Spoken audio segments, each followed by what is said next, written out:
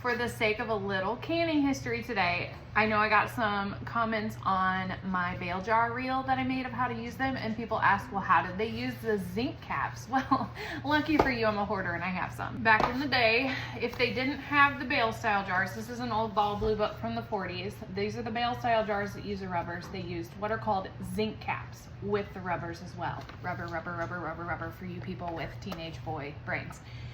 Anyway, zinc caps were oddly reusable. It was advised that you boil them for 15 minutes before using them again. It was the rubbers that were single use. But we all know that great grandma was a rebel. She reused these. I also have a hoard of older jars, and what you will see on these jars is they're a little bit thicker up here, and they've got a wider sealing shoulder. You get the rubber, you're supposed to wet it down and get it nice and hot and pull it just enough to make it fit over the edge of the jar. These are pretty old and kind of rotted, so this will be fun. So once it's on there nice and flat, and a little fun thing about these rubbers is some of the OG ball rubbers were actually split and perforated, so you could just rip them in half to break the seal since they're single use, which is probably why everybody gets mad at me for pulling on the newer modern tabs that I buy, because that's probably, Mama didn't want you pulling those because then you would rip her rubber in half and she'd have to buy a new one. If you were open kettle canning with this, which was very common back in the day before it became illegal, it's still not illegal, but you know, sarcasm.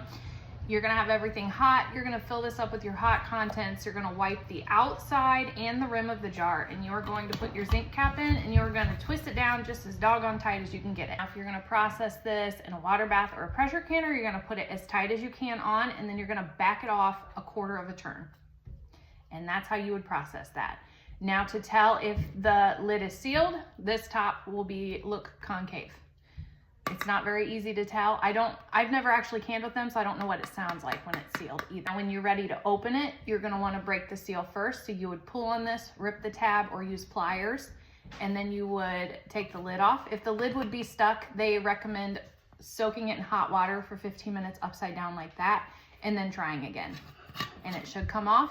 These lids are completely reusable. You just want to wash them very good and then boil them for 15 minutes before you put them on the next jar. You can also, with the zinc caps, if you have jars that are chipped and not perfect up here on top, you can use those with the zinc caps because the seal's happening down here and not up here. So that's interesting.